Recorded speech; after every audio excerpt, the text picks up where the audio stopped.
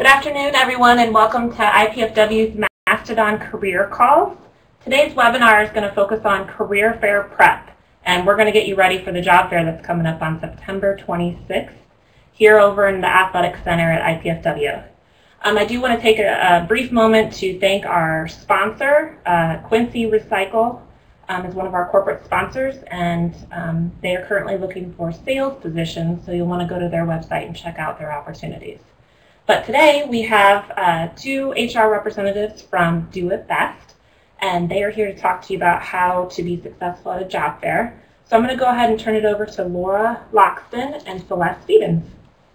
Well, good afternoon, everybody. I first wanted to welcome you to this call and thank you for your participation today. We're really excited sitting in the seats that we do as HR administrators. We have a lot of fun stories to tell you about how to be and really how not to be today. But before we jump into that, we really did want to first introduce ourselves. And bear with me there. My name is Celeste Stevens. I'm an HR administrator. I've been in human resources with Do It Best Corp for just about 2 years, but prior to that I worked in the retail logistics space of the business. So I brought with me a lot of real-world, boots-on-the-ground type of knowledge when it comes to hardlines distribution. In my HR role, one of my primary functions is to hire and onboard folks, so recruiting is a big part of what I do. It's critical to our success at Do It Best Corp. Without recruiting the right people to sit on the right seats on that right bus, we would not be as successful as we are. So I have the opportunity to invite the best and the brightest to be a part of our team. And I also wanted to throw it over to Laura so she could do a brief introduction as well. My name's Laura Loxton. I've been in human resources at Do It Best Corp for about 2 years now. Prior to that, I had a career in global sourcing as an international buyer for Do It Best Corp. So I got to travel to China and had a career through an international business degree doing that. And then things changed and an opportunity became open in HR, so I applied and was accepted to join the HR team. And what's nice about that is I am recruiting for all the departments that I've worked with. So when I'm interviewing people and they want to know what it's like to work at Do It Best Corp or what I like best, I'm able to say, well, I've worked with logistics and I like this about that and how they work and how they interact with the other departments in the company. So in working in the national department, I was able to work with finance, IT, marketing, sales. So all the departments that really we'd be recruiting for, I've worked with and can give you advice on that. Now, when you signed up for this and you heard that Do It Best Corp was going to be presenting today, this is a question you guys can answer, type in. Who researched Do It Best Corp and who knew what Do It Best Corp was to begin with? When we hire people and they say they're working for Do It Best, a lot of people want to know what store they're going to work at. We are a member-owned co-op. We have over 4,000 stores worldwide. We're in 53 countries, and so we really are the worldwide headquarters right off of the new Maple Crest extension. But a lot of people are still unaware of who we are and what we do, and they think it's just the hardware stores like Connolly's, Umbers, Patterson's, Brueggemann's, to name a few. So, and we do have Rob Palovich here. I see someone took a course. Rob Palovich is a retiree of Do It Best Corp, and he is a professor here. So we're glad that he's here promoting us on campus. So, but the thing is one of the things we're going to talk to you about is preparation. And, it's okay. And takeaways we want you to have is on preparation, performance, and follow-up. And one of those things that we ask you to do and recommend is do your homework. Know who the companies are that are coming, just like knowing who's going to present to you, that you know what we do and who's going to come talk to you. I'm seeing some answers here. You think it's in Columbia City, it's New Haven. We're kind of right between Fort Wayne and New Haven. If you're on 930 in New Haven, There's a McDonald's there. We're kind of on the north side of that, right off of the New Maple Crest Extension. There's an off-ramp that comes right down to our parking lot. So that's kind of where we are. So again, these are the overview here this afternoon is just takeaways that we would like you to have to get out of this webinar this afternoon. Okay, so as Laura mentioned, we've kind of broke this up into 3 parts because any career fair is only going to be successful for you if you really engage in all of these 3 parts. And the reason why we know this is going to be successful is because we live it and breathe it. So she mentioned the preparation, like preparing for today's call, the performance, and then the follow-up. So I'm going to jump right into preparation. And I'm just going to pose a question just to get us started here. What are some of the ways that you prepare to attend a career or a job fair?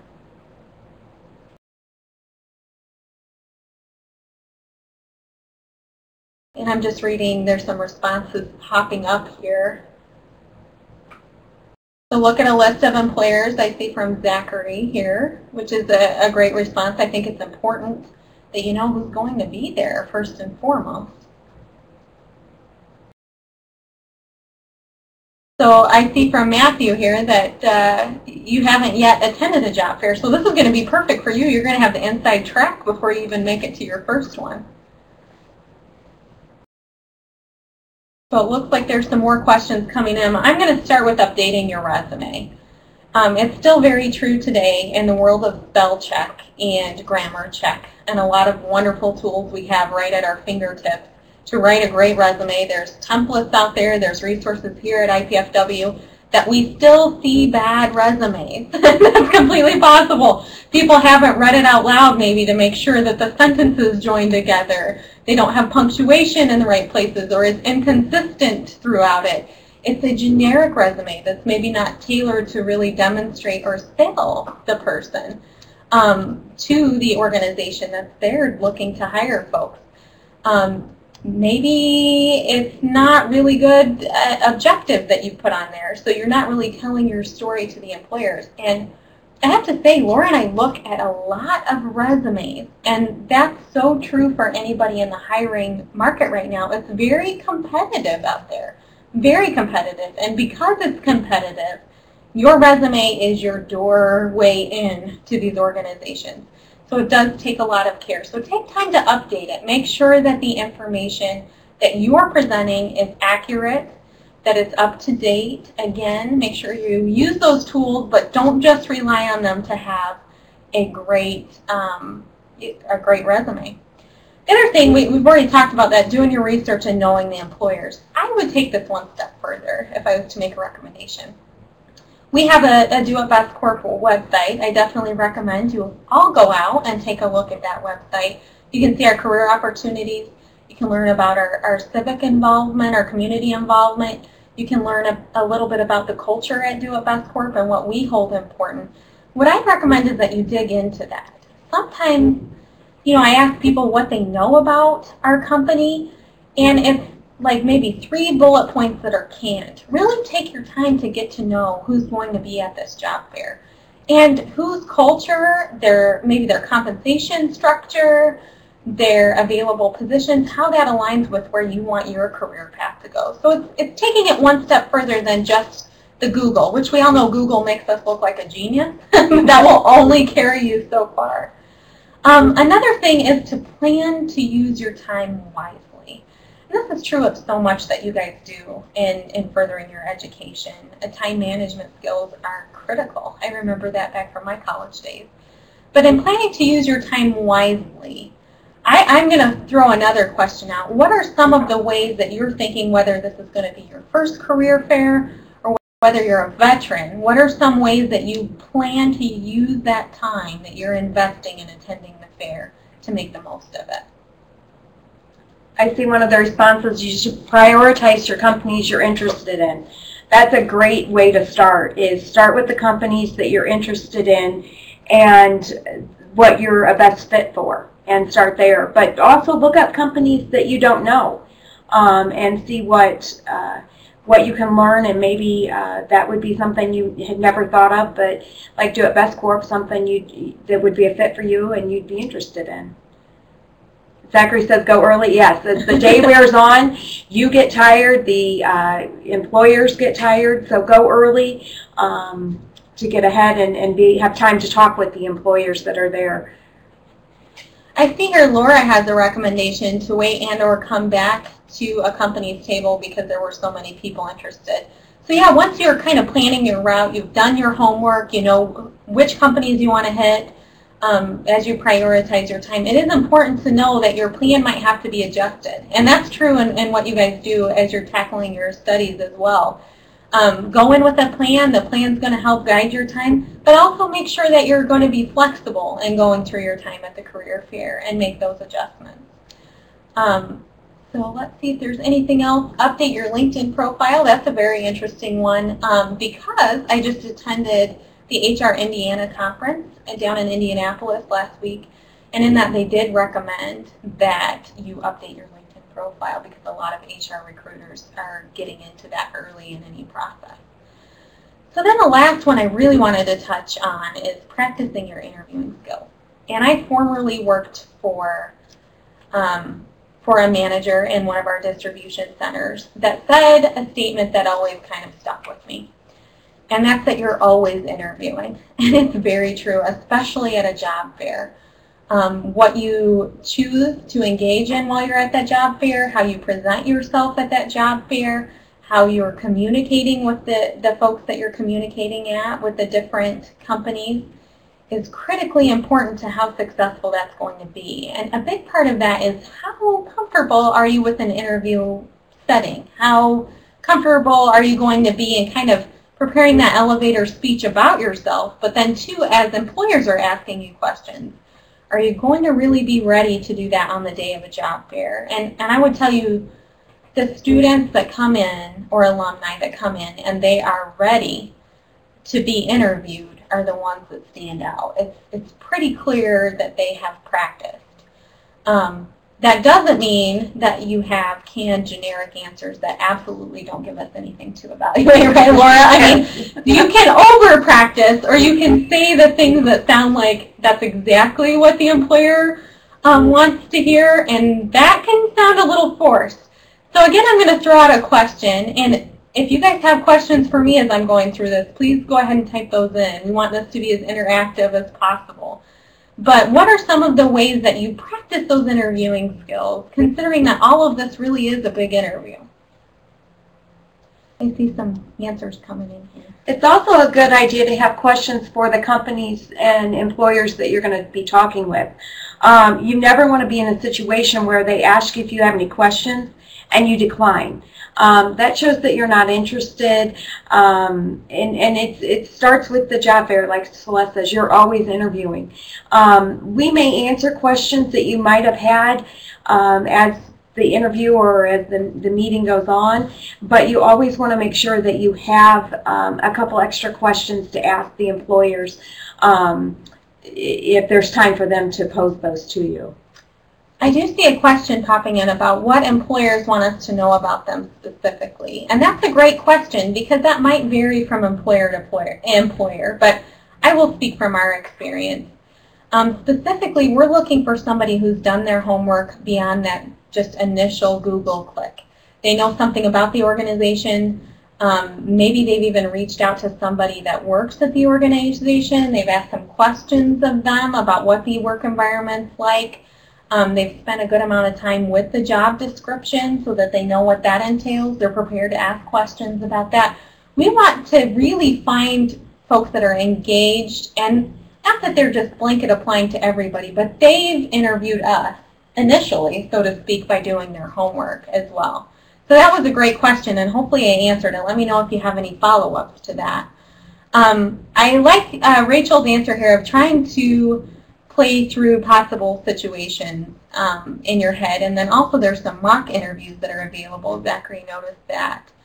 Mock interviews are critical. I would, anytime you have an opportunity for somebody to put you in an uncomfortable spot, that's a great opportunity for you to take advantage of. Because interviews, let's face it, you're meeting this person for the first time. Most times you don't know them. It is an uncomfortable spot, so you have to be comfortable rather with being uncomfortable.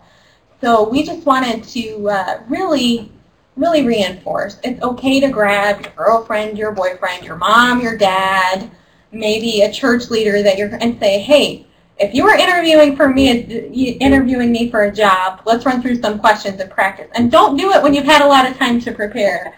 Do it going into it. Get comfortable with it. Use the resources that are here at the university. They really do help you develop. So then,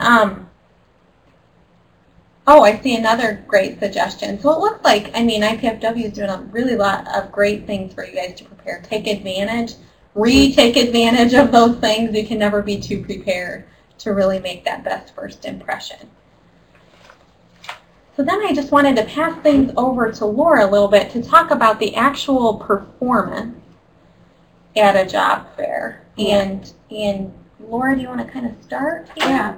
So now that you've prepared, you've researched the companies, you've made a plan of attack for the day of the career fair and who you're going to see and when, and you've done some preparation on your interviews and thought of some questions to ask the companies. You're prepared. So now just be on time. Someone said show up early to get your bearings. Research any last-minute attendees. Maybe someone was unable to attend and you have some additional companies that are there that weren't on the original list. If they seem of interest to you, you've got your iPhone, you got your iPads, it's real easy to just go and research the company real quick if there's any last minute additions that may be somebody that's worthwhile in seeing. The name tags, ironically, I never knew where to put mine. You should always put it on your right side so that when you're shaking someone's hand, they can just look straight up and then they're going to see your name tag. Professional dress. A lot of people said that they would get their suit dry cleaned. They would pick out an outfit. You want to dress appropriately. What may be in fashion or something that you would wear maybe at the club or at happy hour isn't going to be appropriate for a career fair. You want to be in business attire, and it's safer to err on the conservative side. The dark suits, the dark navy blue, black, slate. So it's always safer to err on the more conservative side during the career fairs and your interviews. Again, with us, we have a business casual dress code, but there are things that are not allowed, such as capris. They have ankle suits that are real popular right now for the ladies. That is not appropriate in our business dress code. So what may be fashionable isn't always what's allowed in the workplace. Participate. I know everybody's nervous. You are trying to put your best foot forward. You're not sure exactly what to do. But just get relaxed and be engaged. Ask questions. Know when to listen and take away key points. You're going to try not to think of what's going to happen next, or where the line is on the next employer you want to go visit. Listen to what they're telling you, so you have some takeaways. It shows that you're interested in what they're saying and in their company. Persuasive. This is where you need to have those selling skills. That's where your practice of your elevator speech will come in. It'll show that you're genuine and sincere, and that you are able to sell yourself, you're confident. And again, only you know your skills and abilities, and that's what you have to sell the day of a career fair. So right about here is where I wanted to tell a story. And the career fair will go unnamed to protect the innocent. And I'll try to be as generic as I possibly can be without incriminating anybody. But I remember particularly one experience that I had with a student at a career fair. And this young man was very confident. He approached me. He maintained eye contact. He did a lot of things that were right. So I was really excited to meet with him. He was very engaging. Unfortunately, it went to a place that was a little off-putting after a while. I mean, it was very generic statements. It seemed like he was overselling himself. I remember him talking about, well, I will put 150 hours a week, and if I have to. And I thought, who wants to put 150 hours in a week? And if they do, how long do they really want to do that? So I think big part of being persuasive is to be genuine. You're selling yourself, but you're selling yourself, not somebody else. Not to say that this person didn't have a great work ethic and they really did want to dive in and spend a lot of time at work, but really say the statements that you think are going to carry weight, and don't say anything else. Filler is not the key here. Don't say more than you have to say. Don't make promises you can't keep. Don't, again, say the things you think we want to hear. Be honest. Be selective in the language that you use. And definitely be genuine. Unfortunately, you might find yourself in a position where you're working 150 hours a week. You might get what you wish for in that scenario. So I wanted to run through really just some quick tips here. And what I do is, as we go, just keep encouraging you to ask any questions that you might have. And as we go down to the how to be column, you can tell it's pretty important to me that somebody comes across as very genuine. So I really put that at the top of my list. I think you can sell yourself and you can be confident and you can do a great job with that elevator speech without being anything less than genuine. So that's really critically important. Ask those questions, be engaged, take time to listen, convey really who you are. Be positive. How many of you toward the end of a career fair on a long day, maybe you've got lots else on your schedule, toward the end of the career fair, do you find that it's harder and harder to be positive as you make your way through the booth? Any thoughts there, Laura? I know from our standpoint, by the end of the career fair, it's really tough to maintain that still, you're on the whole time. So just try to convey a very positive image. One thing I would caution you against, which is kind of in the how not to be column here, but obviously the flip side is don't be negative. Don't trash another employer. Don't do those, I call them sins, interviewing sins, that you don't want to ever come across as a certain thing. Oh, no worries about your age there, Laura, when it comes to elevator speech. Elevator speech is actually a Toastmasters theme. Basically, it's a quick representation of yourself and what value you're going to offer an employer. So that's the best way that I can define it. If somebody's only got 2 minutes of their time, what are you going to say? Imagine you're riding up and down on an elevator with somebody. This happens to me all the time. Maybe I'm having to catch the elevator with our CEO. What am I going to use to fill that space between floors? So think about it that way. If you only have 2 minutes to sell yourself, what are the things that you're going to select to say? Great question. Thank you. I like Zach's question. Should we take the free giveaways the employers have on their tables? Yes, it's there to come and have you come get it. It's an attraction to you. But don't be greedy. If you're going to go up and talk to the employer, have a purpose and take their pen. We really don't want to take the stuff back with us. But again, don't be greedy. And if it's an employer you wouldn't have visited anyway, probably not. But if it's one you're going to go up to and had on your plan of attack, then yes, that we don't want to take the pens and the foam balls and the candy bars back with us. So those are there for you to take. It is there to get you to the table, but don't be greedy. Yeah, don't let it be evident that that's why you're there. Don't do the quick grab and run. That's really off-putting. At least spend some time to engage the person for which you're, grabbing that goodie. When I talk about eye contact, I think this is something that a lot of us struggle with, especially when you're first meeting somebody, to really engage them with eye contact.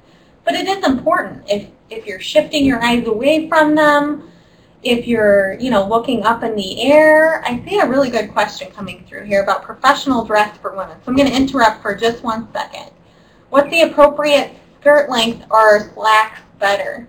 I would say knee length is the shortest you should go. Would you agree, Laura? I agree. Knee length is the shortest.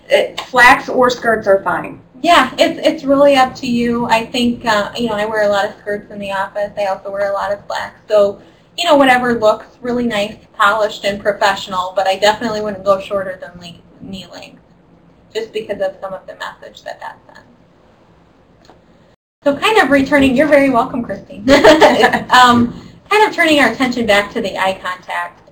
is there ever a problem? Is that hard for you guys to do as you're meeting, guys and gals? Is that tough for you to do as you're meeting somebody for the first time?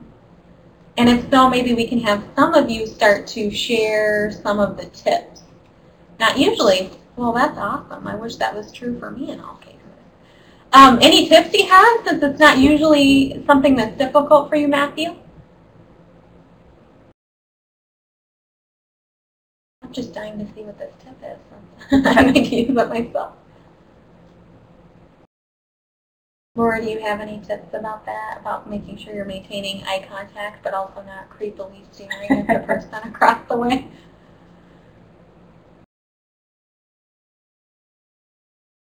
Well, we're getting some answers typed out about that. I'm going to talk about firm handshakes. I don't think we need to get mired down in how firm is too firm. I mean, obviously you're not looking to injure the person that you're meeting, so, you know, kind of go in it, kind of see how firm they are with you. You usually know when to not take that pressure any farther. Don't hang on to the handshake longer than you have to, too. That's one of my pet peeves. So Matthew's saying he's always been a people person, and I'm sorry, I just know that I am going to be uncomfortable, but being an extrovert helps. You're right about that. And maybe that's some of my introverted tendencies that makes it a little challenging for me. You know, I think just pretend like you're talking to your best friend is an easy way to do it. You'll know when it's time to break that eye contact and pick that right back up again. So as far as, Laura is saying if she feels creepy about looking at a person, switch the vision around. There is such a thing as too much eye contact, I feel. And of course, different people are going to have different preferences here, but make sure you're engaging them and look for their cues, their nonverbal cues, as far as, you know, if you're not using the appropriate amount of eye contact. So then a thank you. You know, it really does make a difference if somebody stops by your booth.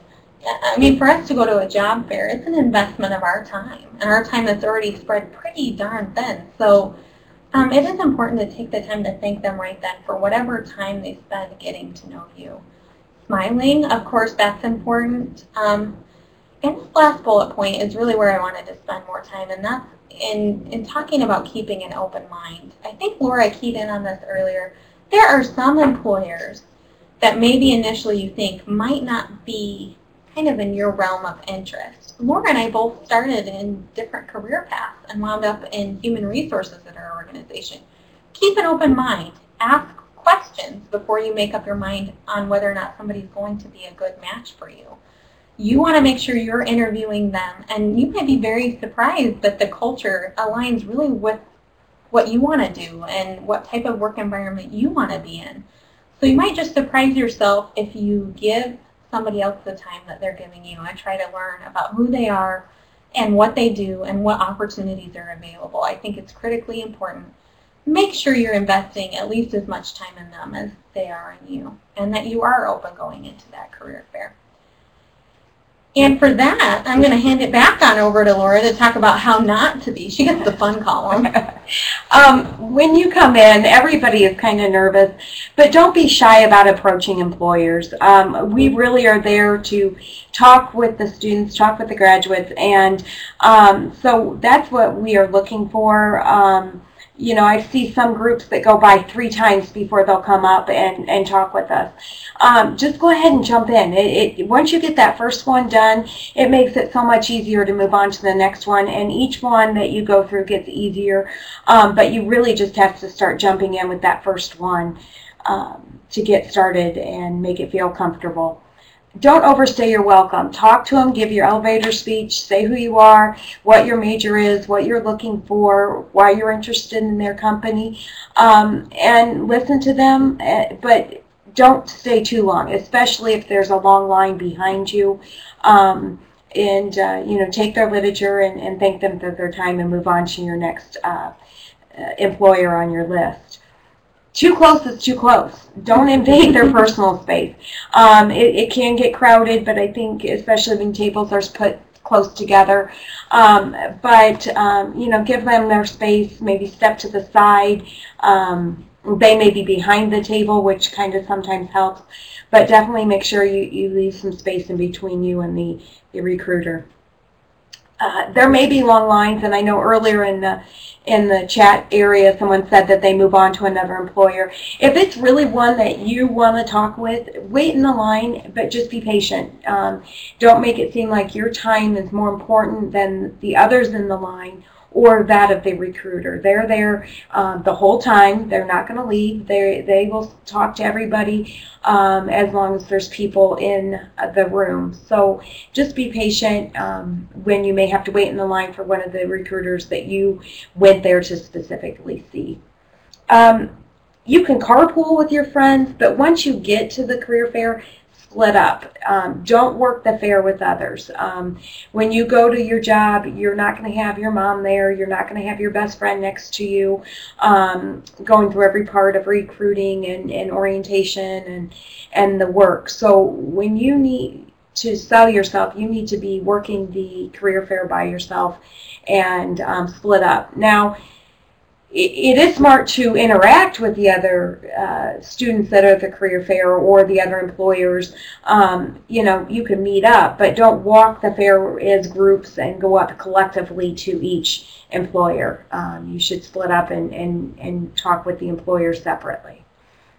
Celeste mentioned this earlier, but don't be negative. Again, as the time wears on, you're going to get tired. They're going to get tired of talking.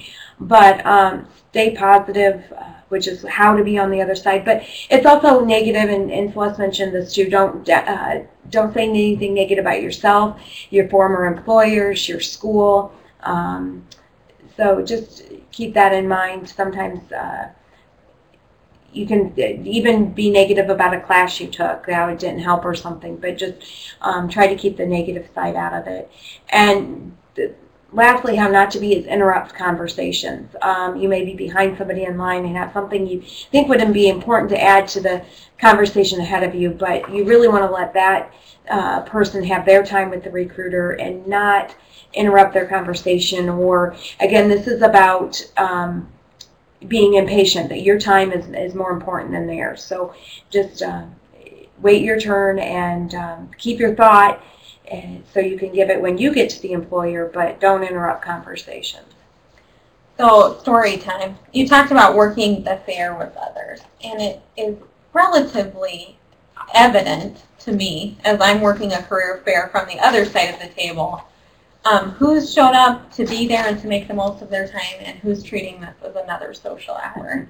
And that sounds really harsh, right? And I don't mean to come across necessarily that harsh, but it's evident. So the work that you put into being engaged during the career fair, and if you're working the fair with others but not really working the fair, you're engaged in a social hour. You might be interrupting the employers that are talking to you and engaging you to talk to your friends.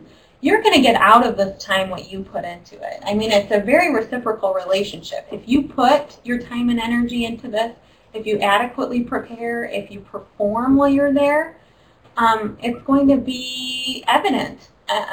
Likewise, if you don't prepare and you're not engaged in the process, that's going to be very evident too in most cases. So, make sure that this is not just another opportunity for you to get together with your buddies, because, if I'm working the career fair with Laura, who's my coworker and my friend, we've got our work hats on. We're there to work. We're there to find the best candidates for Do What Best Corp. We're not there to talk about what we ate for dinner last night. So, please reciprocate that type of respect level, because it will be evident if you don't. Christine and Aaron, I see you guys kind of have similar questions. Keeping an open mind, checking out employers with whom you may not be interested. Is it appropriate to check an employer that catches your interest but may not have known about the company beforehand? Absolutely. And you can be honest. Hey, I see that you're here. Can you tell me more about yourself? Maybe you're an accounting major and it's a non-for-profit organization. Well, they still need accountants. So you may never have thought of the United Way or Big Brothers Big Sisters, but those are two important non-for-profit agencies in our town that need accountants or need salespeople. And so it's not just for the social worker who should go and apply for those. types of companies. So yes, you should always keep an open mind. Do It Best Corp is a hardware co-op. I bought lawn and garden. I bought power tools. You know, I didn't know how to use a power tool before, but I got them all at my house and tried them all out. So it was never anything I thought I would do. I just wanted international business. Well, I bought and globally sourced power tools and patio furniture and hammers and different things that are in all the hardware stores, from even just fencing. You know, that tied my international career in with an industry I never thought I'd be interested in. So yeah, you definitely, this is a chance to see what is out there. Again, we're in Fort Wayne, and we're one of the employers of choice, and we employ over 500 people.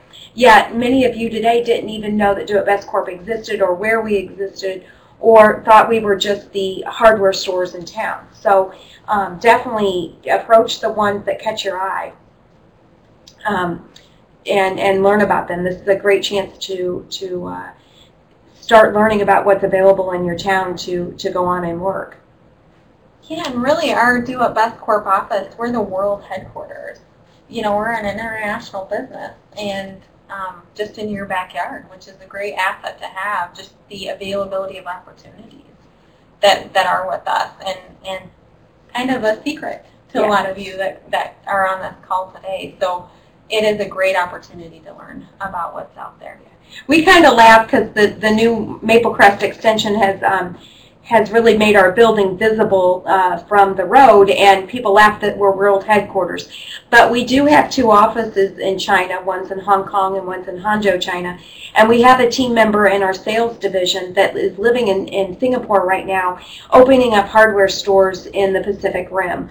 So where it sounds silly that we're the world headquarters here in Fort Wayne, Indiana, or New Haven, that we really do have a lot to offer, and we are worldwide. Worldwide while being rooted in this community, which is hard to find. So now Laura's going to talk a little bit about follow-up, and I'll probably jump in from time to time, Laura, fair warning. In this day and age, a lot of what you're going to do to apply for jobs is you're going to submit your resumes online. But there is nothing more important than a handwritten thank you note.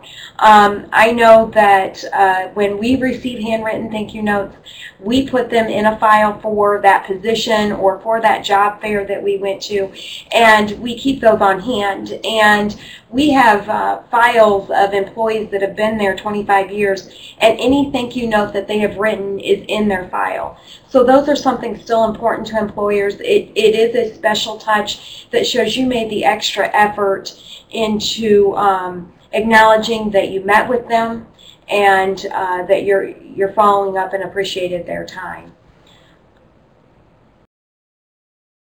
Yeah, so that really is an important thing, and it's a nice touch in today's world of social media and, you know, really that quick and dirty response to things. It's nice to see that you sat down and put some thought into actually crafting a thank you note.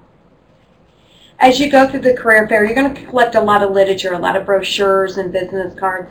Take time to go through those and read them, and organize your business cards. And what may not be a fit for you may be a fit for your friend, for your roommate. So pass on the literature, and also follow through on it. If you have a question, contact the recruiter, contact the employer that you met with to follow back up on any questions you might have after you've gone through their literature. It shows that you took the time to go through what they brought. We have a really nice IT piece where you can really have a different path of IT careers within our company. And that's been put together, and they hope to use it to recruit IT professionals. Absolutely. So take that time to decompress and actually go through, now that you have this mound of information, you know, you're buried by it, take some time. So it's that time before you even go to the career fair to kind of do that decompress and really take time to review all of those things. Take time to follow up on the websites to see if there are career opportunities that match what you would like to do as a part of your career.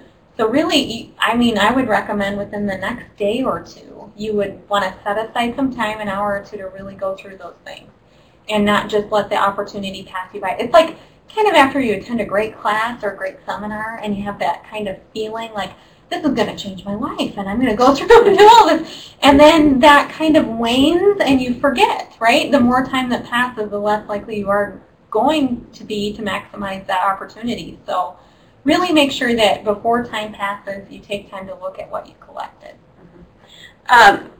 We had a question, is it possible that Do It Best will hire international students? We do. It just depends on what we have a need for and what you fit, what your skill set is. So what we recommend, and here it lends into Eric's question, after sending a thank you note, how long should you wait before following up with recruiters? If you follow up with a purpose. We get often calls, hey, I met you at the career fair at IPFW on September 26th. You don't want to just randomly follow up. Follow up on the company's website and look and see what positions are posted and see what might fit your skill set and your interest, and then follow up with the recruiter. And I would say follow up, all the time. When everybody's on the computer all the time now, and whatever you're looking at, to go to the company websites that you want to work for and see what career opportunities they have. We're posting jobs daily. This morning I just posted a job for an international buyer, one of the positions I used to do. So every day, every week, we're posting new positions, and to be successful in getting a career, getting a position in a company is following up on what positions they have available and making sure you're in the right place at the right time. So you want to go back and apply for what fits you. As recruiters, we get thousands of resumes, and we go through each one. And if we feel they would be a fit for a future opportunity, we'll put them in kind of a, what do we call it? A pipeline. A pipeline. Yeah. And then we'll pull them up when that position becomes available. But sometimes you know yourself better than we do, so you're going to know what skill sets you have or what position you'd like to have if it would be open with the company. And then when you see it, you can say, hey, I would be a good fit for this company and this position, and here's why. So keep your literature and your business cards organized, so as you go back through the career opportunities at the companies, you can see what's going to fit and be a match for you.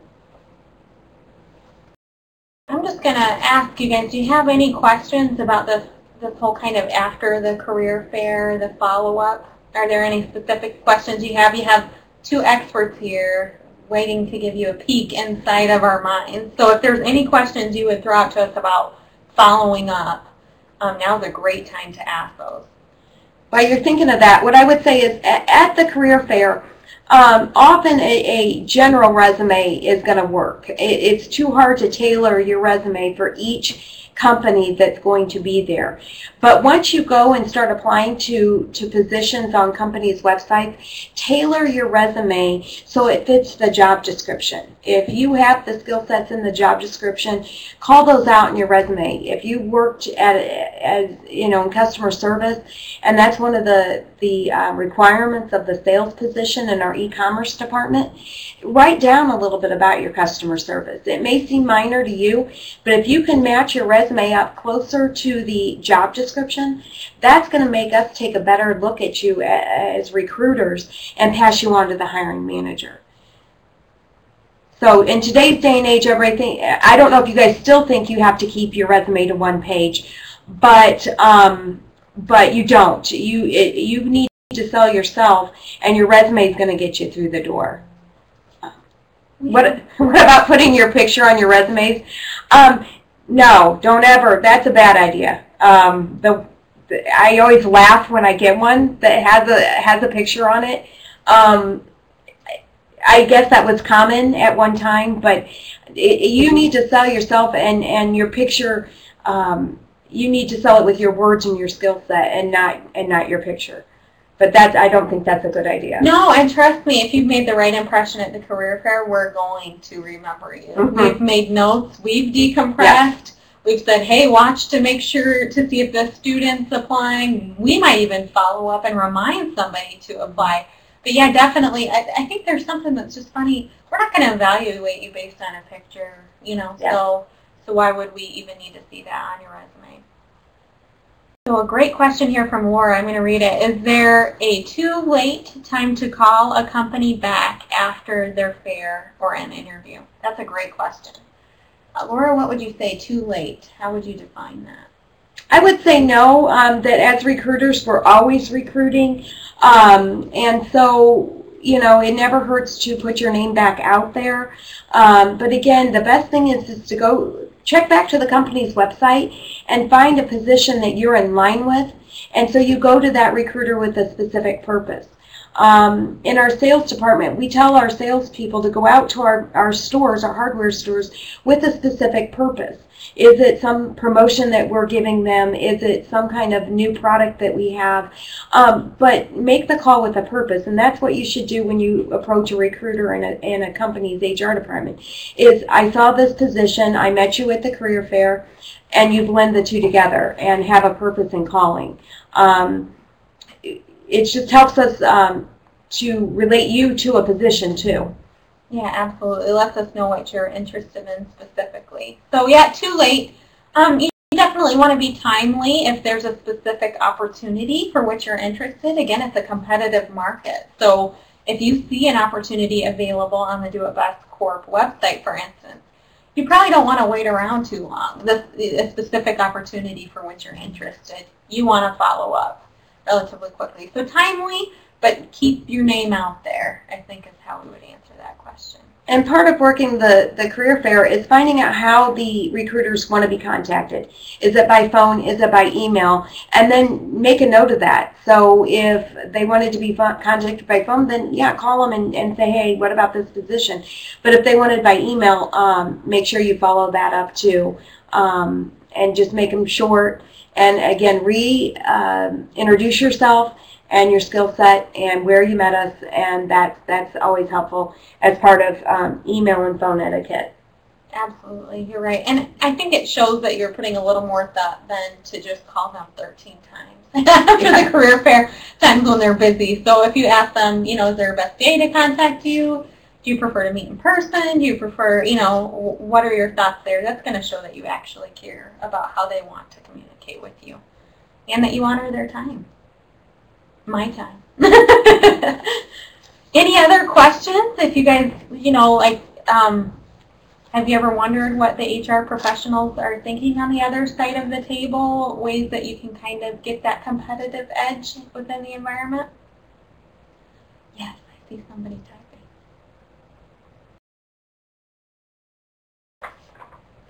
And two, if there's anything we didn't cover that you really want to know, this is a great time to ask those questions as well.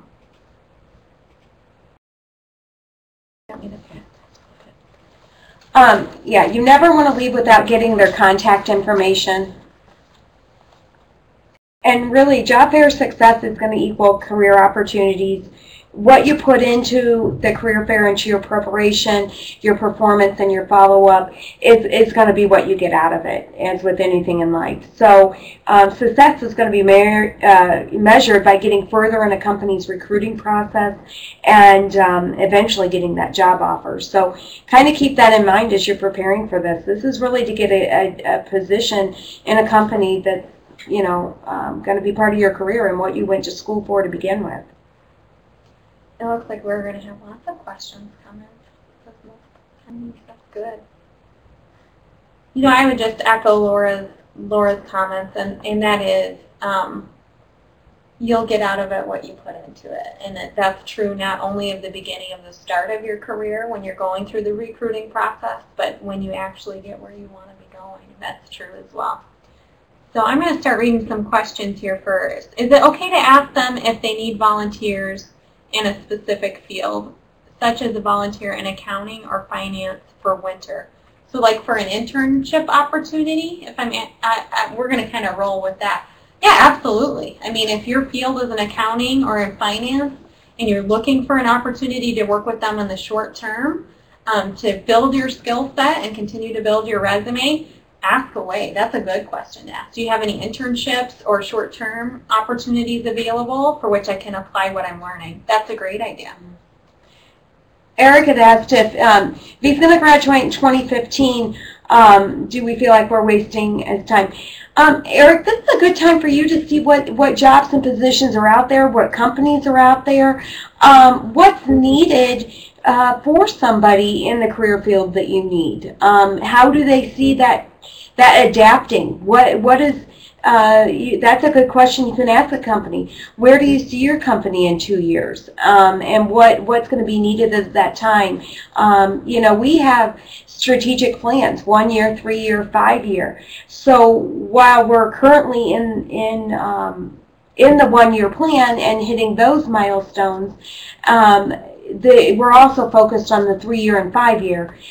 So companies are always looking at the future, and so that would be a good opportunity for you to ask what you need to do while you're still in school to prepare for a future career. And then I do see a question here. Well, there's a couple popping in, so bear with me. But how frequently do you see the how not to be's at career fairs, or do you see a lot of people saying the right thing?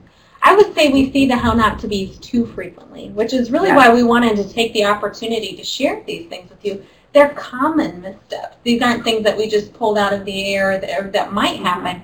They're things we see regularly. In fact, it's probably the exception that people are doing and saying all of the right things at a career fair, and that they're really adequately prepared. So I would say unfortunately, we see the how not to be's a little too frequently, which is why we want to share that. And some of those are the things that you really don't want to, some of those how not to be's, you don't really notice it yourself. You could be waiting in line. How well do we look when we're waiting in line? I mean, we wait in plenty of lines.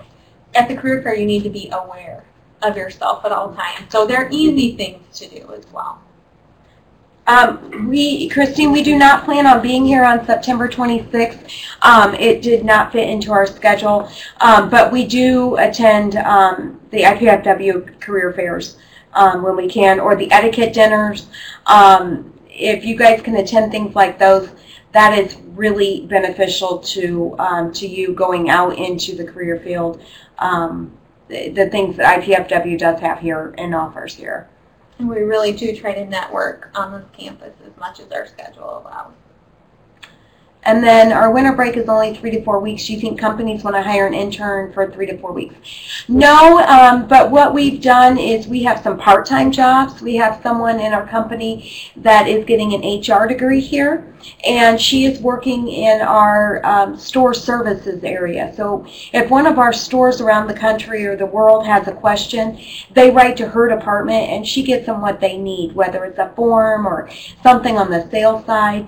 So we do have part-time positions. We do have interns. And again, with those two types of positions, we do work around the school schedules. Great question. Yeah, it's hard for 3 to 4 weeks because sometimes the training involved, by the time you get through it, you're already to the end of the 3 or 4 week mark. You're very welcome. So we're winding down here. Any other burning questions you have, we're happy to take them. We want to make sure we fill up this time and give you as much opportunity to ask any questions you have.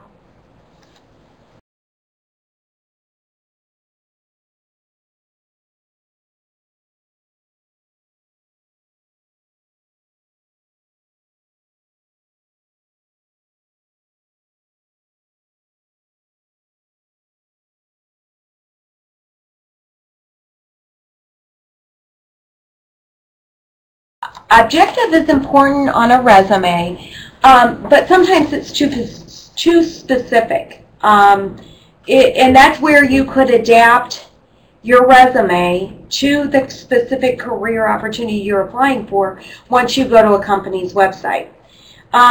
Say you are an IT person and you want to go for one, what are the IT positions you recruit for? Systems administrator, for instance, or database developer.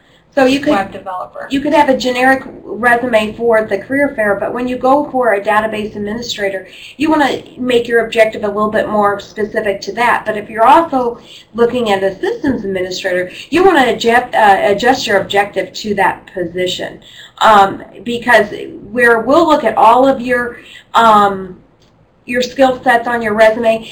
If we hand your resume off to a hiring manager, they're going to see it and say, oh, she just wants accounting. So you've got to watch your career objectives, and if you have one on there, it needs to be tied to the position you're actually applying for. Oh, well, thank you for all the thank yous. You guys were listening to that whole thank you. Thank you. Is there anything else you want to know? It looks like we have a few more minutes here today. We appreciate your time as well. I know there are plenty of other things you could be doing on what looks to be a gorgeous afternoon out there, so thanks for investing your time too. Hopefully it was helpful.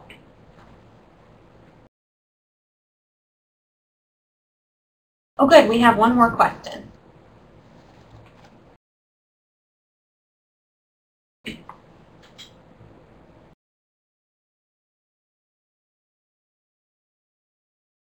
Okay. Our website to look for any career opportunities would be www.doitbestcorp.com, C-O-R-P. If you type in other things, you might get the world's largest hardware store, which is our online e-commerce site. So it is important to do doitbestcorp.com, and that'll get you to our website. It'll tell you different things about our company and the career opportunities we have there. And I would just add to that too, our contact information will be on file with the Career Services Department if you want to contact us after today.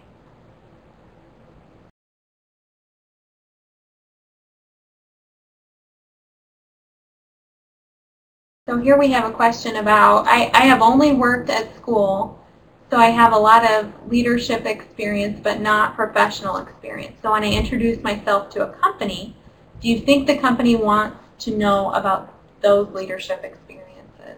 I would say absolutely. If it's relevant to the position for which you're applying, you highlight any experience that would be relevant to that position. Any and all experience you have that is relevant. And under a leadership experience, what kind of skills does that give you? Think of organizational skills, customer service. What is being in those leadership roles giving you? Are you able to be organized? So think of how that experience where it may not have been professional, but what skill sets did it give you that you would be able to bring to a company and be successful in a position?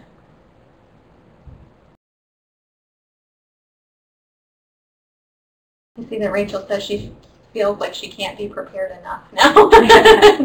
Too true. You'll do well though. Just be confident and sell yourself. Don't be shy. And stay positive. Really, you know what you have to offer to the companies, and